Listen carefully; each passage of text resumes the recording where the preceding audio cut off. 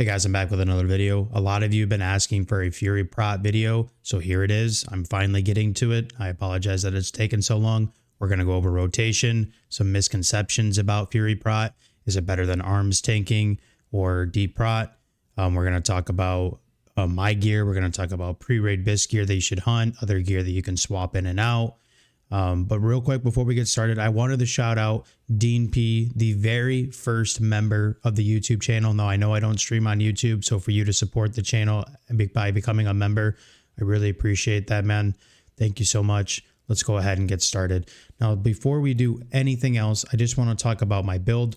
Right now, obviously, I'm dual spec. We are in my Fury Prot build. Your Fury Prot build is very self-explanatory. You are just going to go straight down the Fury tree. I am doing 5 in cruelty, 5 in demo shout, which especially for 5-mans, that improved demo shout is good as far as mitigation. Now, in raiding, you might have somebody else take care of demo shout for you, so that way you can spend more time gaining threat. So at some point, you do want to take Unbridled Wrath. We do have 5 in improved battle shout. We go ahead and we put 5 in dual wield specialization, 5 in enrage, 1 in death wish, 5 in flurry, which is your main, really your main talent as far as gaining threat as a Fury Prot, and then bloodthirst. Now, bloodthirst we're going to be talking about pretty much for our rotation purposes. Now, going to the prot tree for Fury Prot, you want to put 5 in sealed specialization. Pretty straightforward. You're going to put 2 in improved blood rage. This gets you to last stand. Last stand, easily one of your most important abilities. You're going to take improved shield block. Again, you only want to put 1 point in improved shield block because this allows you to get or block an additional attack, and that's all you really care about. You're going to put 2 in toughness to start, and then I went ahead and put 5 in defiance. Some people put 3. Overall, you're going to have 3 points left over. I decided to put those extra, excuse me, I decided to put those extra 3 points in the toughness, so that way my armor value is 10%. However, with those 3 extra points, you can decide and put 3 in improved heroic strike if you want. You could put 3 in parry, which after a parry attack, your warrior actually has a faster attack speed right after a parry, believe it or not. Or like I said, you could put in an Iron Will if you want, or you could just go ahead and put the remaining 3 points in toughness, which is I did. So those last 3 points, you kind of have, a little bit of leeway in what you want to do. Now, I want to talk about some misconceptions with Fury Prot. The very first one is, oh, your healers must hate you. Completely untrue. That is, a lot of people have been saying that in my YouTube videos. I'm not sure why. I've tanked all my 60 dungeons in Fury Prot. No issues at all. No bad instances. No me getting just chunked. Fury Prot is designed to gain threat very fast through flurry, or if you're dual wield tanking. Now, I'm having a really hard time understanding where people are getting this misconception or this myth that it's hard for people or hard for healers to heal me as a Fury Prot. I'm just not really understanding. So essentially, if you take a look at our talent tree here, I'm swapping extra damage on an offhand, which guarantees more threat, more damage. Enrage, which increases attack power, again, more threat. Flurry, which increases threat, higher attack speed swings, Death Wish, and Bloodthirst, which Bloodthirst is your main important ability when it comes to gaining threat. I am swapping those massive 5 talents or abilities for, let's say, improved Taunt, improved Sunder Armor, or in a duration of Shield Wall, which is a 30-minute cooldown, improved Shield Bash, improved one-hand weapon damage, and Shield Slam. You tell me right now which talents you think are better. Where is the mitigation? Where are people getting this misconception that because I don't have these talents, healers struggle? It's the biggest myth right now in my YouTube videos, and I need to shut that down immediately. Being Fury Prot does not mean that I'm walking around in leather gear, dual wield tanking all the time, and just getting chunked and making my healers like hate healing. That's completely untrue. My second misconception that people like to say is, oh, you can't tank without tactical mastery. Yes, you can.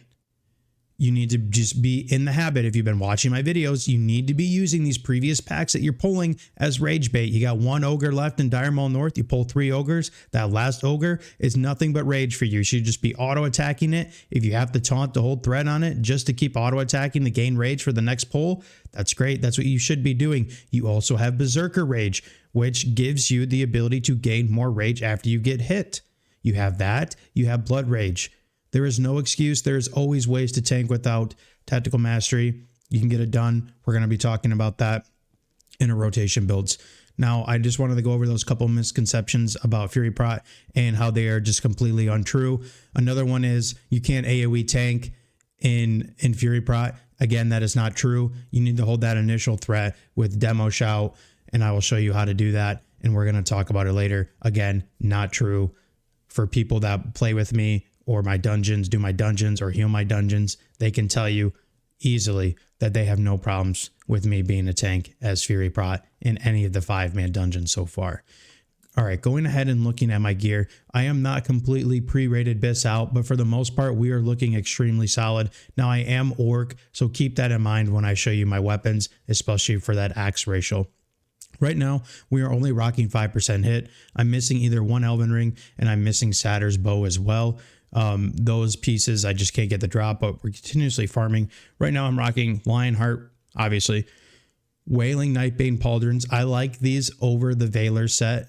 Just because I do get 3 defense and I do get a little bit more armor. And then I also get 14 strength and 14 stamina, which is a little better than the Valor chest pieces. I'm missing agility, but I make up that agility later on. And I needed 2 more pieces anyways to get the extra set bonus in Valor. So I just figured it was not worth it. Now this is a rare Stone Spire off of UD Strat. This is a great cape. Throw a 3 agi on it. You're rocking 11 agi on a cape with 14 stamina, 7 strength. Can't beat it. I did end up getting the Breastplate of Chromatic Flight. Massive armor, massive stats. I did throw a 100 HP on it. It also has 15 fire resist. This drops the epic carapace piece off a rend. So if you get that, go ahead and grab that. Now this item, don't let casters try to take this from you. It's literally just mail or play pieces and easily benefits warriors the most. Just a Valor piece, Brigham Girdle with a 1% hit, Valor piece, Ogre King, Elven Ring, Black Hand's Breath, and the rune of the guard captain. So now with this gear here, I'm already debunking what everybody has said about that first myth about how I'm a pain to heal. I have literally all plate gear on. I am close to hit cap. I am playing towards my ratio of using axe, so I only need 7% hit. I am 2% off of that hit cap. We have no issues holding threat. None of that. Now, if you need defensive pieces, a couple defensive pieces that you can easily soak up is Readout Cloak, which is from Dire Maul Tribute. You also have a shield, which is your Draconian Deflector off of Upper Blackrock Spire. You have a lot of the Deathbone pieces. Now, I know there's Intellect and MP5 on those pieces, but they are just straight stam and defense. Let me go ahead and pull those up for you. So just looking at the Deathbone Sabatons here, 10 defense, 9 stamina. And then you also have a couple other pieces here, belt, legs, gloves, and chest piece. So there's no excuse to not definitely snag some of these pieces. If you look in my bags here, I think I left a couple in my bags. I have a couple defense pieces. Obviously, I have my deflector, and I have Crom Cross's chest piece, and I have a couple pieces of the Deathbone set. If I'm planning on maybe playing with a pug healer or a healer that I've never played with before, or I'm going to start raiding, obviously, I'm going to bring some of those pieces to kind of swap in and out for pieces that so I can get a little bit of more mitigation with that defense. Overall, these talents give me the ability to hold maximum threat, not only in dual wield tanking, but also with the shield. And I also get a good enough mitigation to go with the extra improved shield block attack. I get Defiance, which allows me to hold threat. I get 10% armor value from my items. Now, if you find out here pretty quickly, I'm wearing all plate. The 10% does add up quite a bit. I get Last Stand, and I also get improved Blood Rage for pre-pull, or if there's ever times where I'm out of rage and I need that rage very quickly. I do want to talk a little bit more in depth about my gear.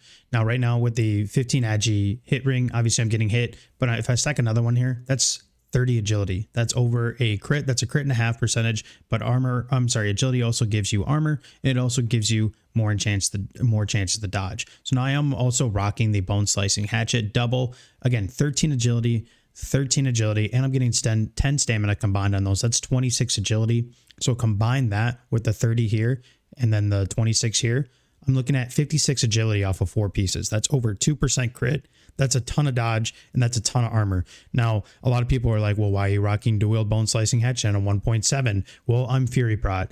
If I have, right now looking at my crit percentage, I'm sitting at 17 basically 18% in defensive stance. I swapped to Berserker, which I'm not really using Berserker all the time anyways, but I'm at a 26. I'm basically at a 21% chance to crit, right? Now, if I have Mongoose on in defensive stance, I am also at that 21%, not to mention Druid buff and a couple other things. I have decided to stack agility on there because if I'm critting, I have more flurry procs. If I have Wind Fury, I even have more chances to crit, more flurry procs. If I'm just continuously critting, I'm getting continuous flurry procs, I'm holding a massive amount of threat, and I'm doing a solid amount of damage. In the majority of my 5-man runs, I am easily, the second or even top DPS in defensive stance, averaging about, just really good DPS. Another thing about Fury Prot is, you need to be stacking these stats. It's not all about defense. It's stacking the stats. I have a lot of my gear is very stat based. As you can see, Gargoyle Cape, Chromatic Flight, the Valor pieces, the Elven Ring, the two blades with Crusader on it. I mean, not only am I attacking fast, I'm getting double Crusader procs very quickly. Wind Fury procs. It all just goes hand in hand together. Now let's talk about rotation real quick. Your rotation is very simple and single target when it comes to Fury Prot. You are pressing Bloodthirst first and foremost, always Bloodthirst on cooldown. After that, you're going to hit your Revenge procs. So anytime your Revenge proc is up, hit it. If you don't have Bloodthirst and you don't have a Revenge proc, you need to be pressing Sunder Armor. And if you don't have Sunder Armor, or if you have your Sunder Armors up and you have Bloodthirst on cooldown and you don't have a Revenge and you're sitting at a high amount of rage, you already know what I'm going to say. That is when you use your Heroic Strike. So going over that again on single target, Bloodthirst on cooldown, Revenge procs on cooldown. You need to use Sunder Armor after that. And then if all three of those are covered and you have a lot of rage, go ahead and then use your Heroic Strike.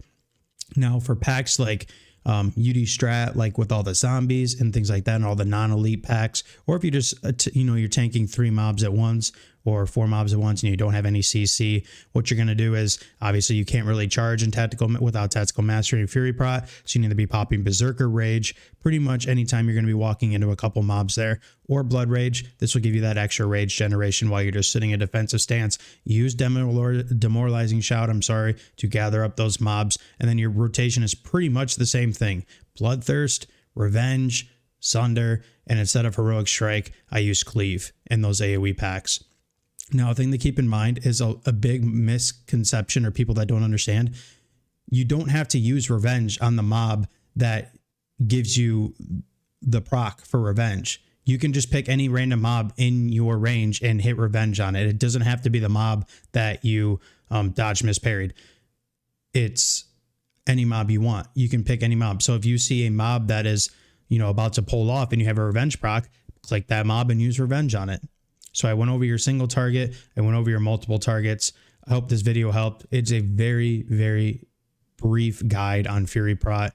And I hope you guys enjoy the video, and I will see you guys another time.